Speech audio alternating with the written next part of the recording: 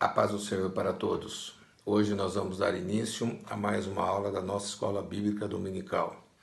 Louvamos a Deus por este momento, pelos professores, pelos alunos, pela equipe técnica que tem se dedicado a manter a possibilidade de termos a sequência das aulas da Escola Dominical.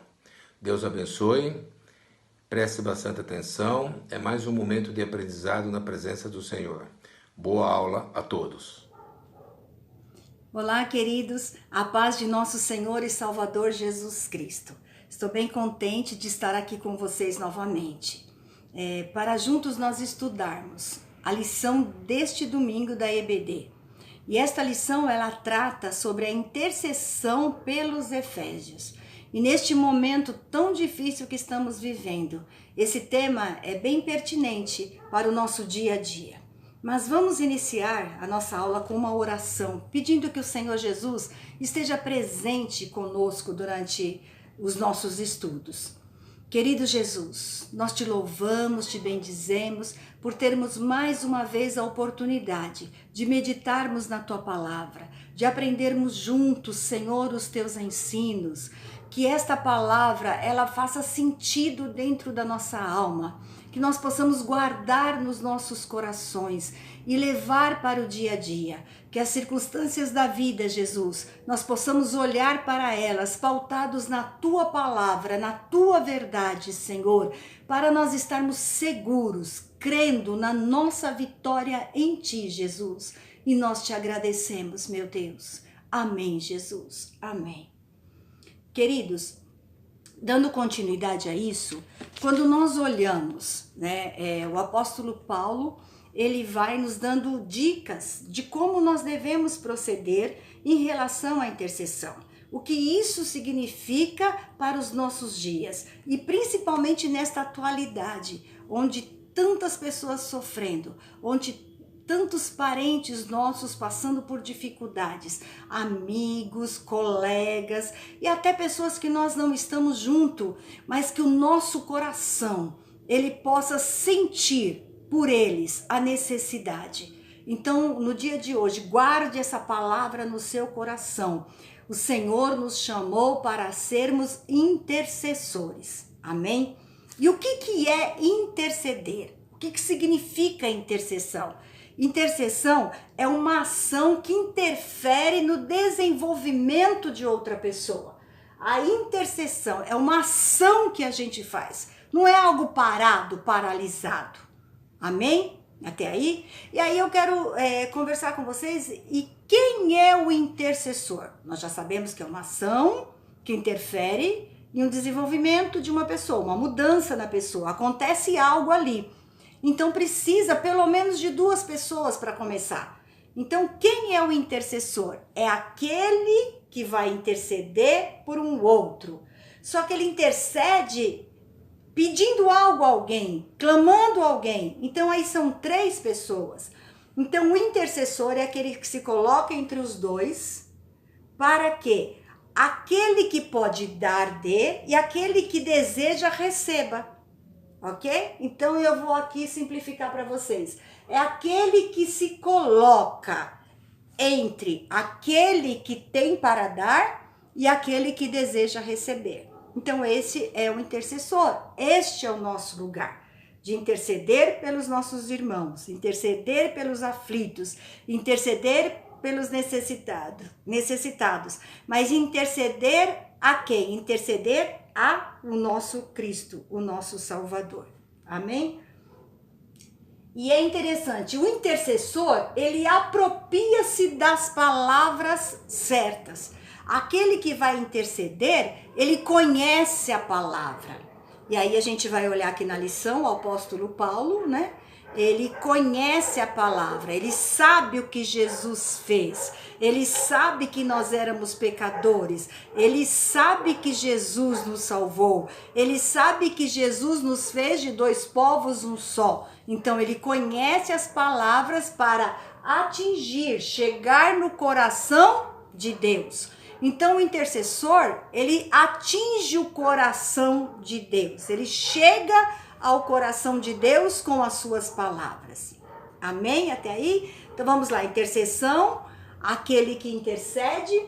E aí nós temos o maior modelo para a gente seguir, que é o modelo de Cristo. É o modelo que Jesus deixou para nós.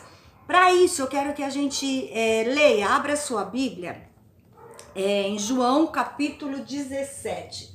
Nós vamos ler alguns versículos, só os começos, tá? Para a gente entender, porque a aula tem muita coisa para a gente estar vendo juntos, tá? João 17, no verso 9, Jesus vai dizendo assim, ó: é por eles que eu peço, não peço pelo mundo, mas por aqueles que me deste, porque são teus. Ele vai intercedendo, eu peço por eles, eu peço por vocês, eu peço pela Carmen, né? Eu peço pelo José, pela Maria, pelo Paulo, pelo Alisson, eu peço por todos vocês, né? E vai dizendo. Aí no versículo 15 diz assim, no começo: não peço que os tires do mundo, mas que os guardes do mal.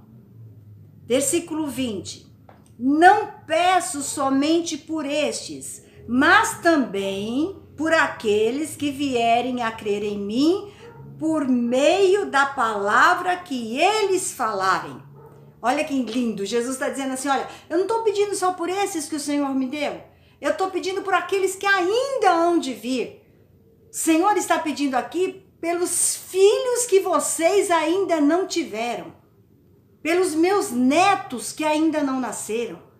O Senhor está pedindo. O versículo 21 diz assim: a fim de que todos sejam um, e como tu, ó Pai, estás em mim e eu em ti, também eles estejam em nós, para que o mundo creia que tu me enviaste.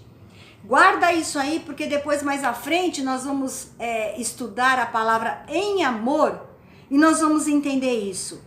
A fim de que todos sejam um, e como tu, ó Pai, estás em mim e eu em ti, eles também estejam em nós. Em amor é estar em Cristo, é sendo um. Mas nós vamos olhar para isso mais à frente. Guarda isso aí com vocês, tá bom? Então, Cristo é o nosso modelo por excelência.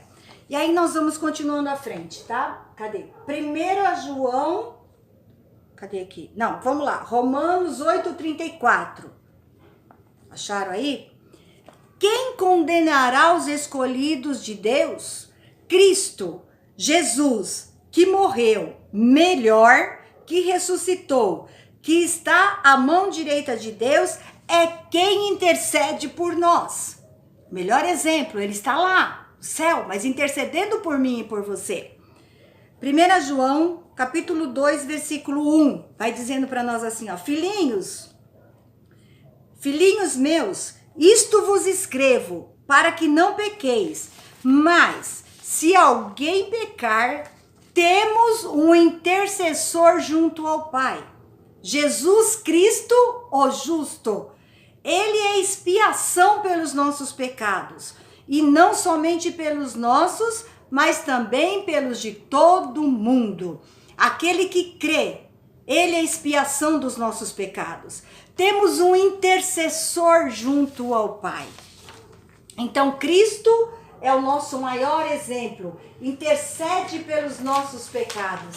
E é interessante nós pensarmos, queridos, que o advogado, ele tem que entender da lei, ele tem que achar um jeito, ele tem que procurar, ele tem que representar o réu. Então nós podemos pensar, o nosso intercessor é Cristo, ele intercede por nós. Quando eu às vezes faço alguma coisinha, né? Aí Jesus diz assim, não, Pai, a Carmen tá lá pedindo perdão, ela tá arrependida do que ela fez. Lembre-se disso todos os dias, você tem um intercessor. Então ele vai nos ensinando a interceder também pelos nossos irmãos, pelos nossos amigos, pelos nossos parentes, pelos nossos colegas de trabalho. E vamos mais à frente então.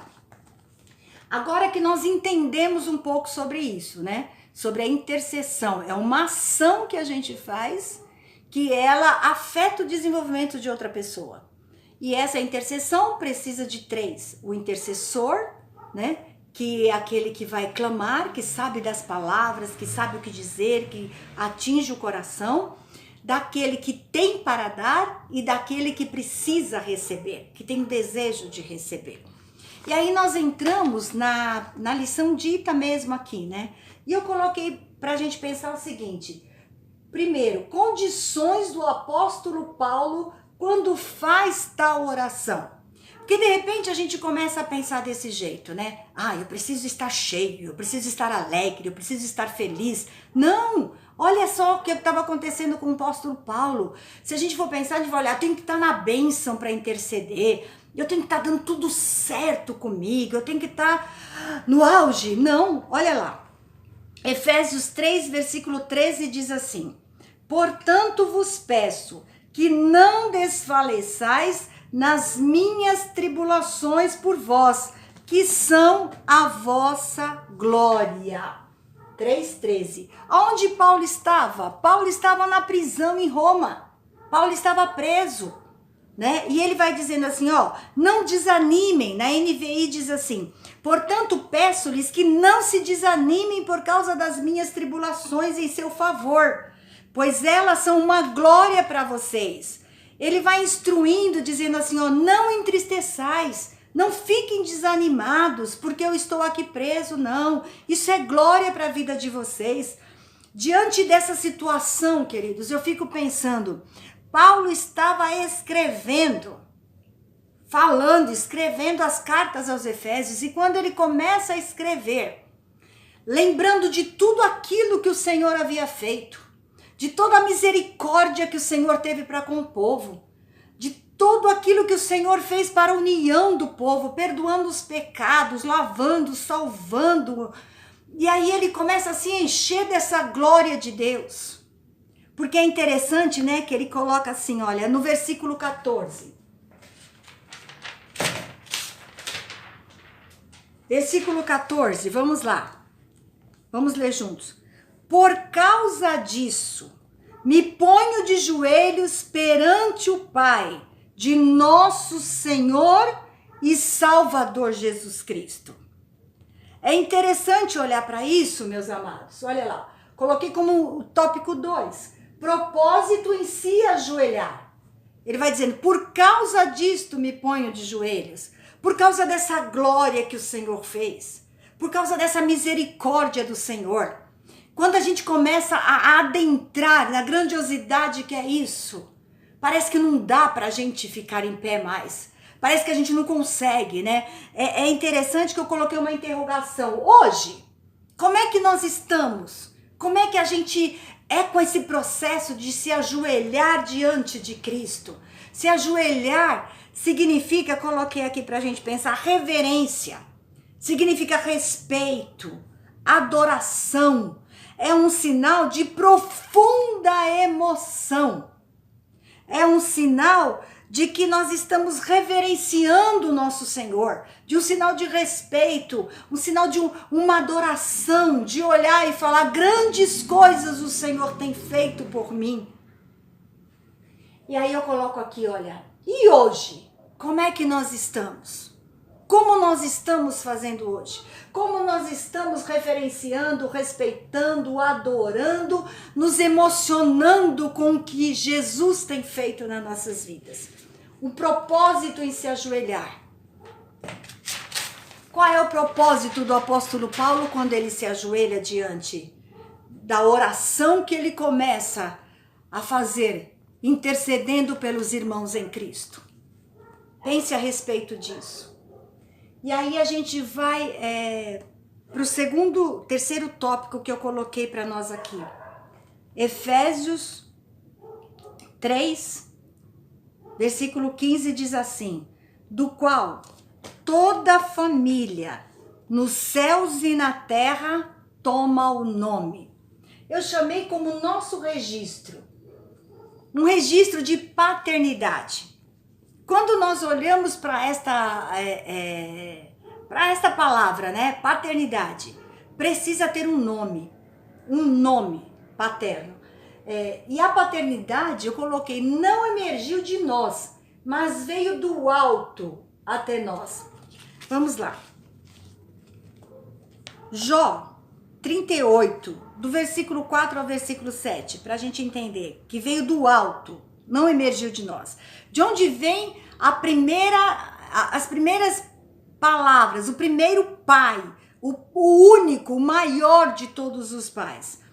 Onde estavas tu, o Senhor falando com Jó, onde estavas tu quando eu fundava a terra?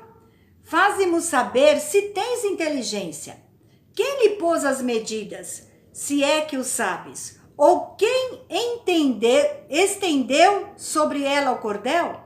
Sobre que estão fundadas as suas bases? Ou quem assentou a sua pedra de esquina? Quando as estrelas da alva juntas alegremente cantavam e todos os filhos do Deus jubilavam, Pai de todos, o único em quem a paternidade é vista com perfeição, é a paternidade de Deus. Deus Pai, Deus Filho. Aí nós vamos olhar aqui em Mateus 7, de 9 a 11, que diz assim para nós. Olha lá. O Pai que está nos céus.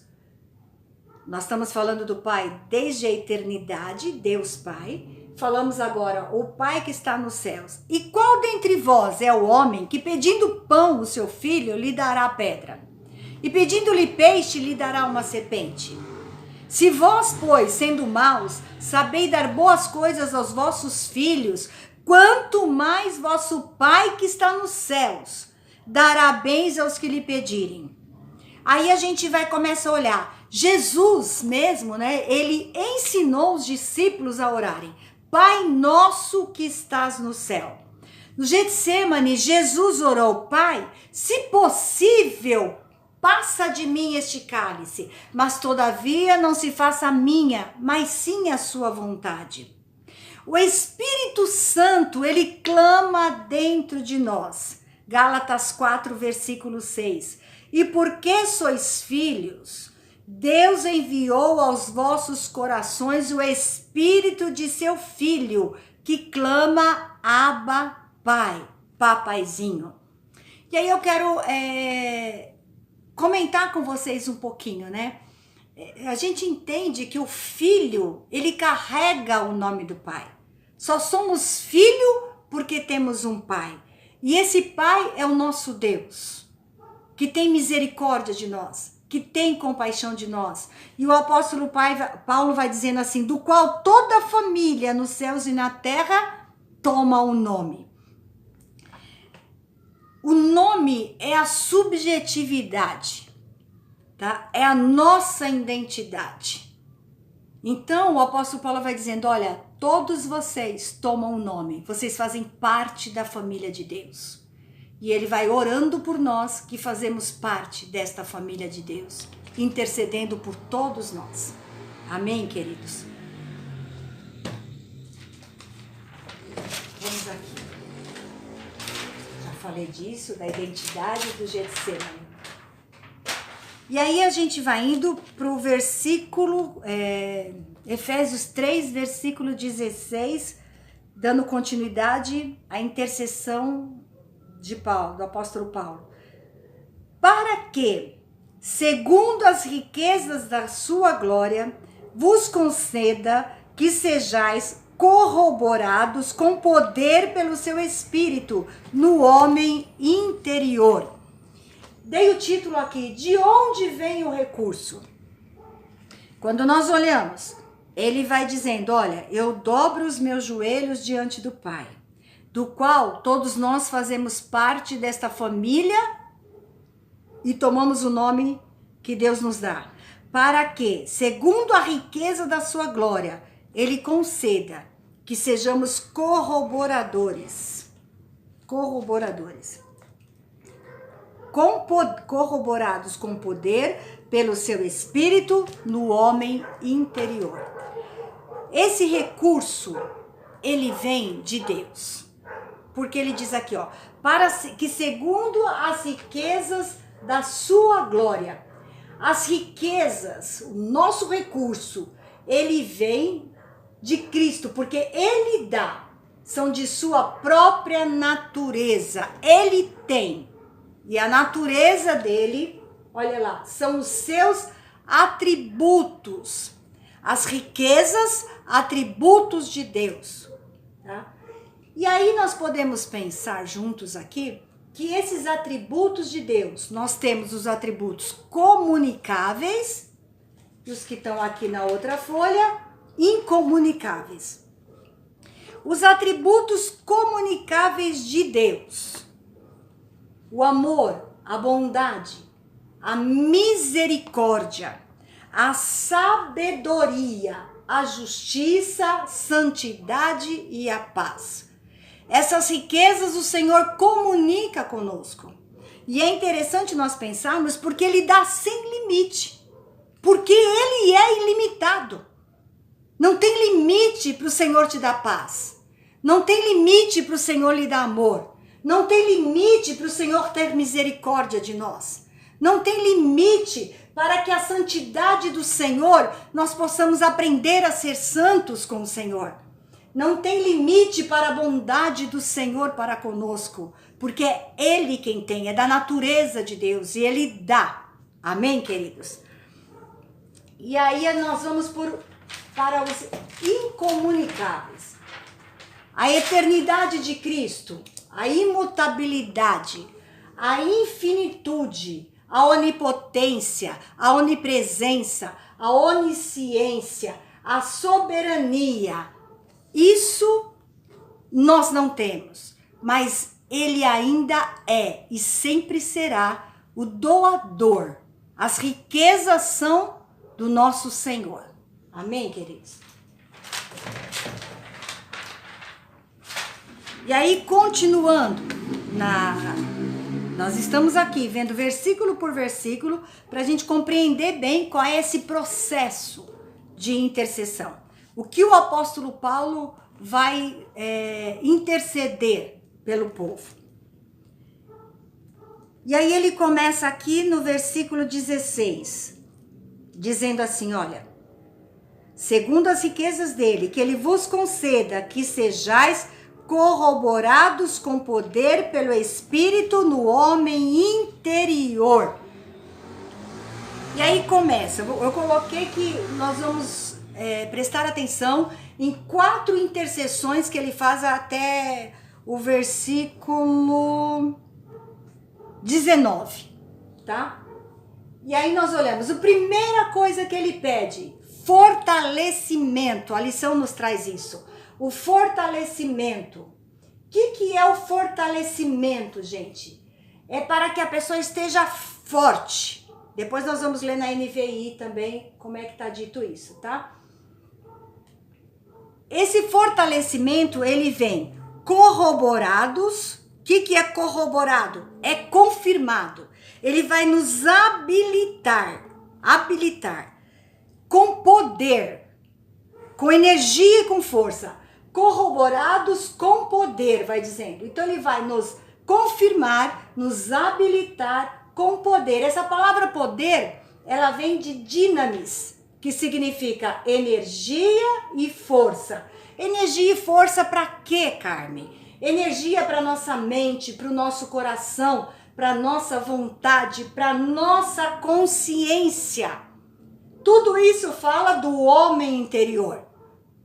Não é a preocupação com o exterior neste momento, mas dizendo assim, eles precisam entender, eles precisam ter um coração circuncidado, um coração diferente, uma mudança dentro de si.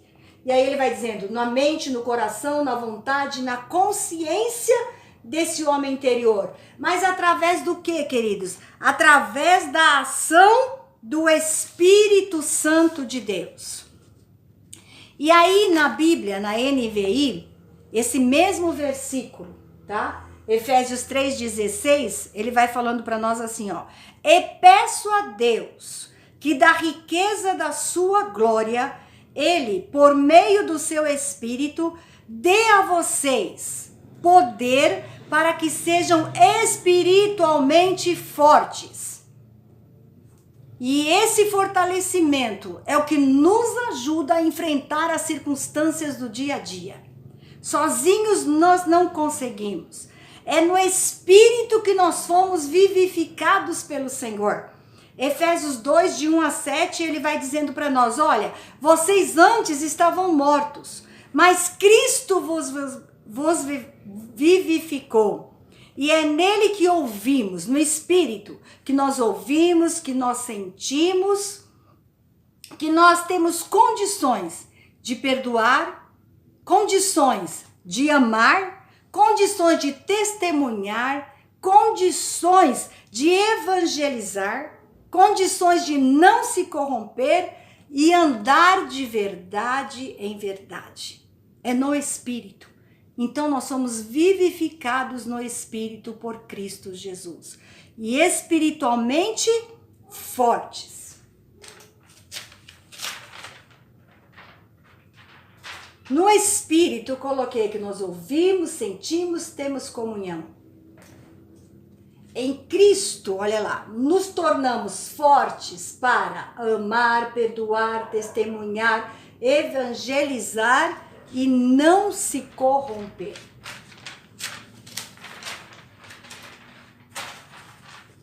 Esse é o primeiro pedido que ele começa a dizer, fortalecimento. Eles precisam ser fortes, tá? E aí, continuando à frente, neste homem interior.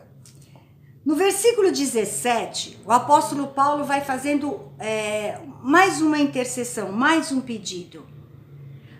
Para que Cristo habite pela fé nos vossos corações, a fim de, estando arraigados e fundados em amor.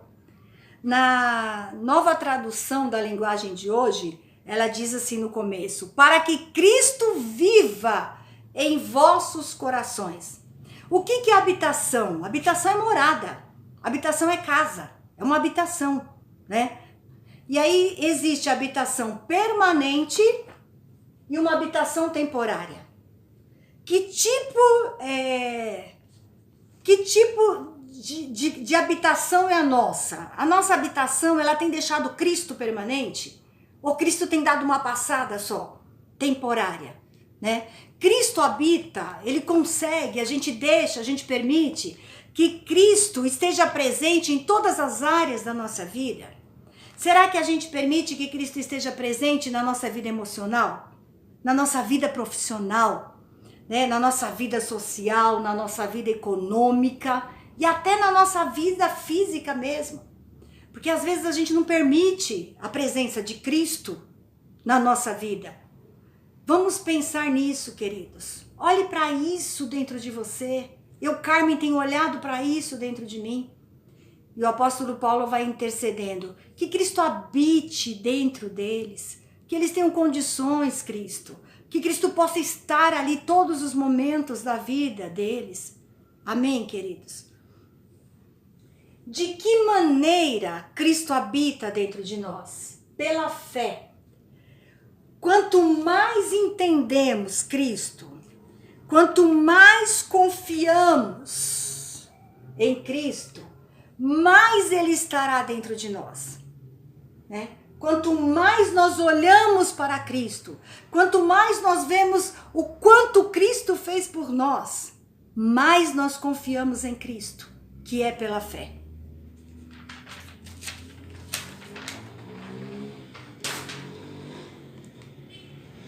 E aí nós vamos dando continuidade aqui, né?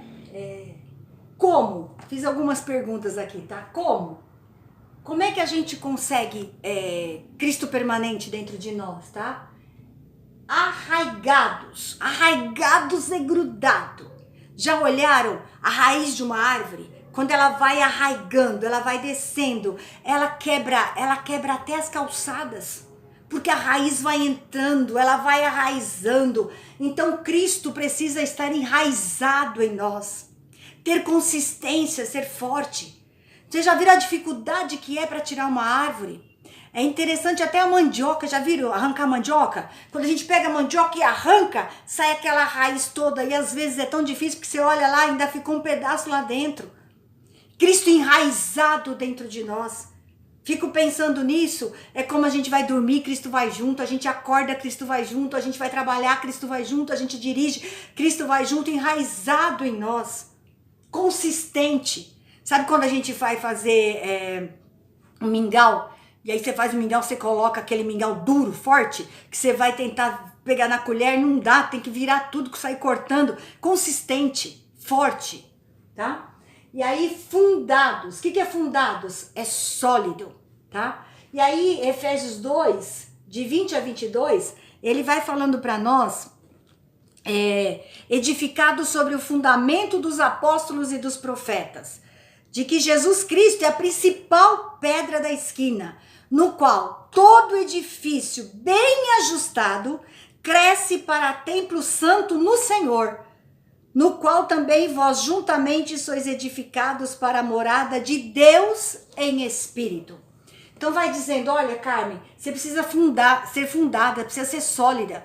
Um edifício, ele tem que ter um fundamento embaixo, porque senão ele pode ruir. Quantas vezes a gente olha e vê que o edifício se quebrou todo? Por quê? Porque não tem fundamento, tá? Ou então tem aquele fundamento que não é permanente. Sabe aquele fundamento que é de passagem, que às vezes acontece na nossa vida? Tá? E isso tudo, queridos, como é que a gente consegue? Em amor. Gálatas 5, 22 e 23. Mas o fruto do Espírito é amor, gozo, paz, longanimidade, benignidade, bondade, fé, mansidão e temperança. Contra estas coisas não há lei. Então, onde a gente consegue? Em amor. Só em amor. E o amor, queridos, ele exige algumas coisas de nós, tá? O amor exige algumas coisas. O amor de Deus para conosco. Nós estávamos perdidos, não tínhamos mais saída.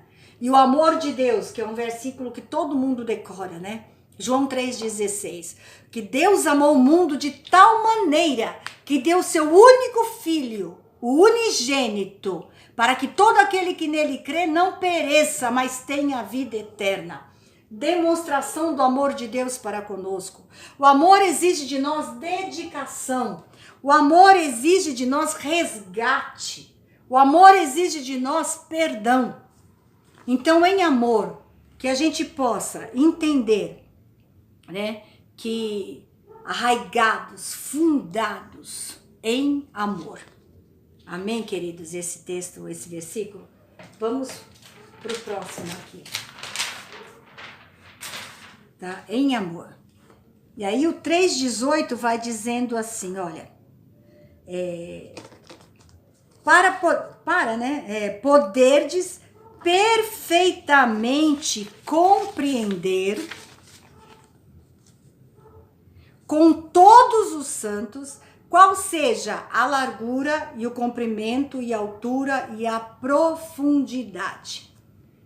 Compreensão com todos os santos.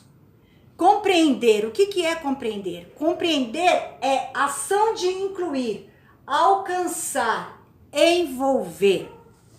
A compreensão, queridos, ela é junto com todos os santos, não é no isolamento. Não tem essa história de fazer sozinho. Compreender esse amor, essa grandeza desse amor, é estar junto com os irmãos. Não é estar isolado, não. As dimensões desse amor, a gente começa a olhar que só foi através de experiências, só foi através de vivência. Não dá para tentar entender isso numa compreensão intelectual, não. É vivendo e aprendendo. Nós entendemos esse amor porque Cristo demonstrou esse amor para conosco. Cristo viveu esse amor conosco. E é por isso que nós conseguimos entender. Amém?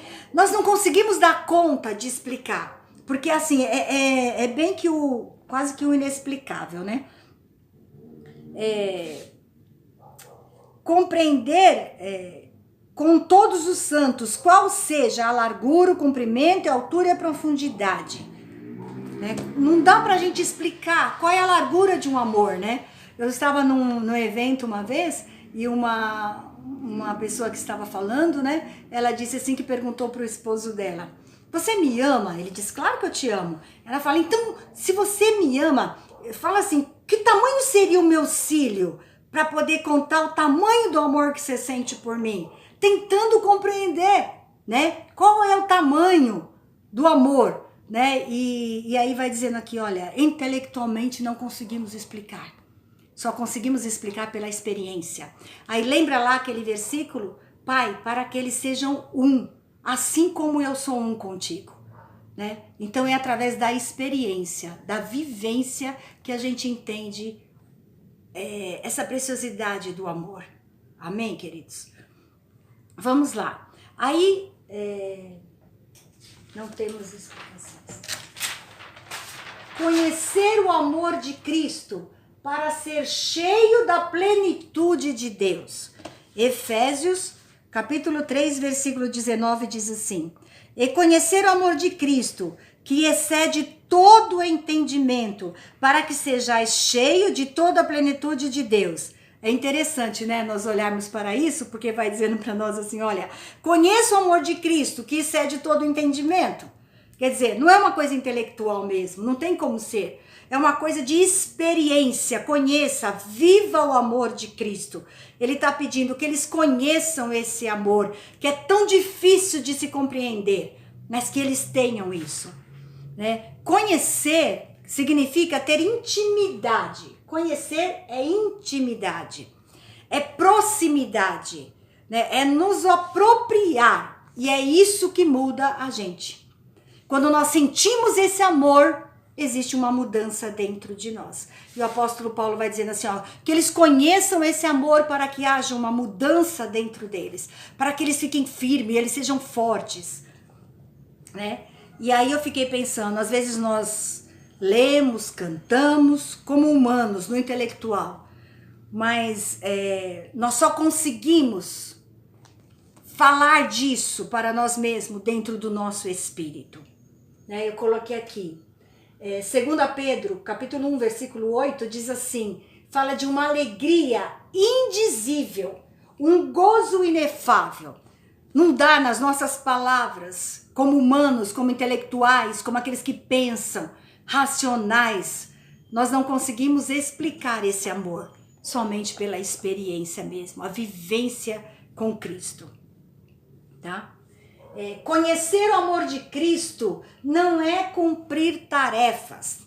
Tem gente que entende, estou fazendo isso, então conheço o amor de Cristo, estou trabalhando dessa maneira. Não, não é cumprir tarefas, tá? É algo que vai lá no interior da alma. Fazer as tarefas, ótimo, tá? Mas isso não é conhecer o amor de Cristo.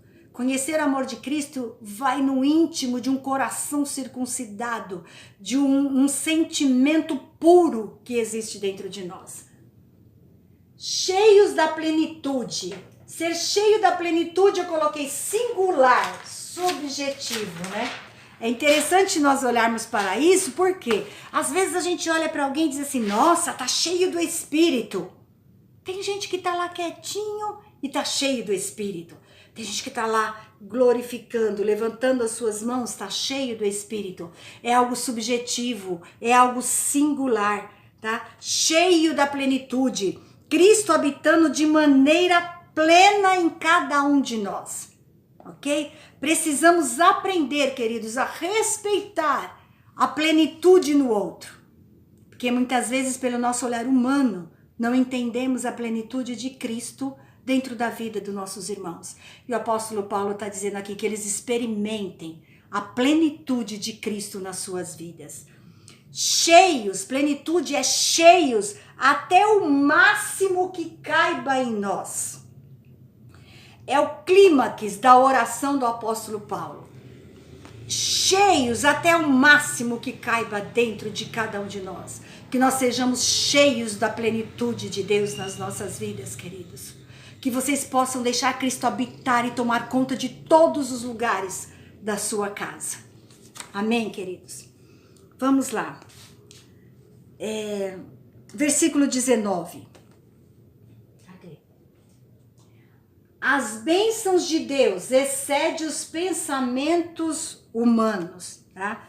Mas anterior a isso, 19 diz assim, e conhecer o amor de Cristo que excede todo entendimento, para que sejais cheios de toda a plenitude de Deus. Aí, depois que o apóstolo Paulo termina falando sobre isso, tá? Ele vai dizendo, olha, seja cheio da plenitude de Deus. E aí ele coloca assim, ora, no 20, ora, aquele que é poderoso para fazer tudo, muito mais abundante, além daquilo que pedimos ou pensamos, segundo o poder que em nós opera. E eu fiquei pensando sobre isso, que o apóstolo Paulo, ele termina a sua oração com uma base sólida. Ele termina a oração crendo. Ele termina a oração com confiança, certo de que ele foi um canal entre Deus e os irmãos em Cristo. E na NVI vai dizendo assim para nós, aquele que é capaz de fazer infinitamente mais do que tudo que pedimos ou pensamos, de acordo com o seu poder que atua em nós. A capacidade é de Deus, o poder é de Deus que atua em mim e em você. O poder do evangelho que opera em nós é o poder que nos dá energia para que a gente possa ser liberto, para que a gente possa ajudar os outros, para que a gente possa ter força, para que a gente possa ser capaz. Essa capacidade, ela vem de Deus. É isso que atua na minha e na sua vida. E nós precisamos olhar para isso. E o apóstolo Paulo, ele vai falando com confiança. E Romanos, capítulo 1, verso 16, diz assim, porque não me envergonho do evangelho de Cristo, que é o poder de Deus para a salvação, de todo aquele que crê, primeiro do judeu e também do grego. A capacidade é de Deus. O poder, ele vem de Deus. O poder de evangelho que em nós opera traz energia.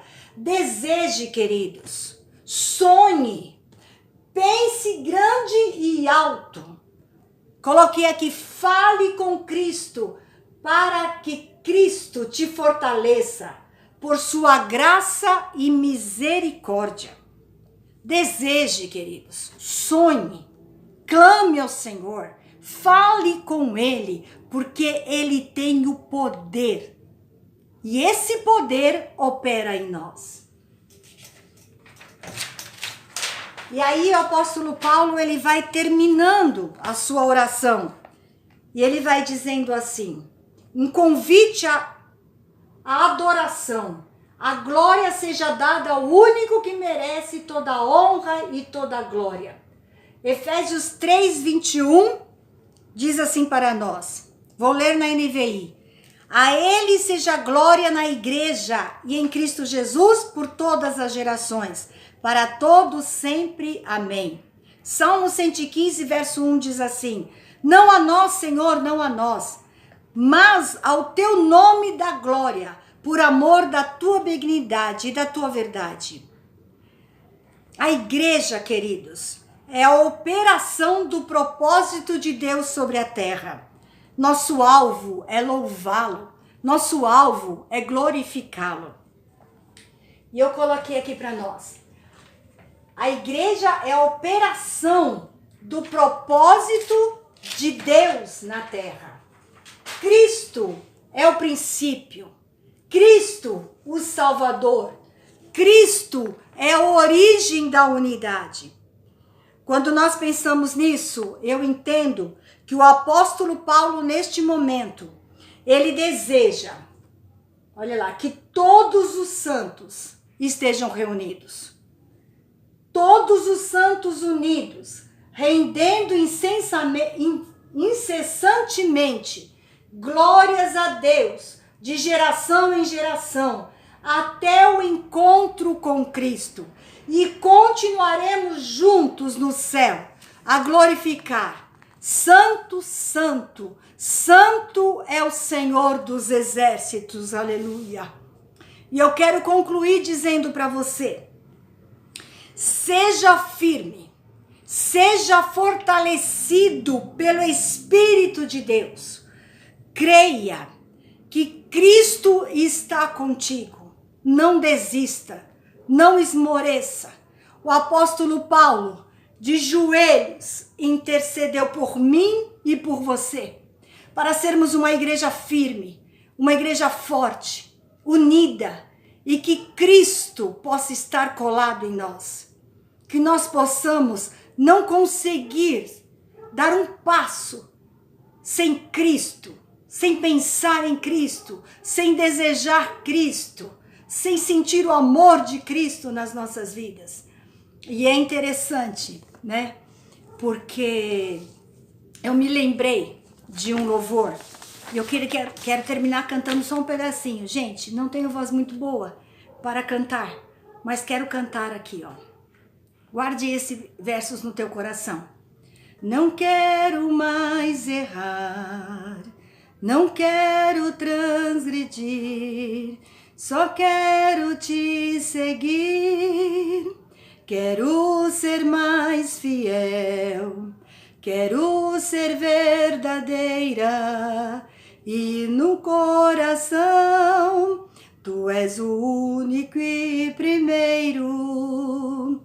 Eu quero estar em tua casa, o seu poder quero sentir.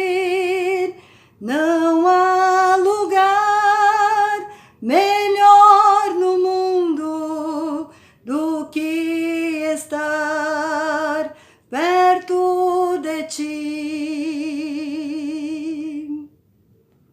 Amém, queridos. Não sei se cantei muito certo a letra não, porque me atrapalha um pouco. Mas eu quero que você guarde no seu coração. Eu não quero mais errar. Eu não quero transgredir. Eu só quero seguir ao Senhor. Eu quero ser fiel. Quero ser verdadeira. E no meu coração, eu quero que o Senhor circunde para Ele ser o único na minha vida. Queridos, Deus os abençoe. Amém. Amados irmãos, concluímos mais uma aula da Escola Bíblica Dominical. Louvamos a Deus pela vida dos nossos professores, das nossas professoras, dos nossos alunos, da equipe técnica. E nós te esperamos no próximo domingo, nesse mesmo horário, para aprendermos um pouco mais da Palavra de Deus. Deus abençoe a todos, em nome de Jesus. Amém.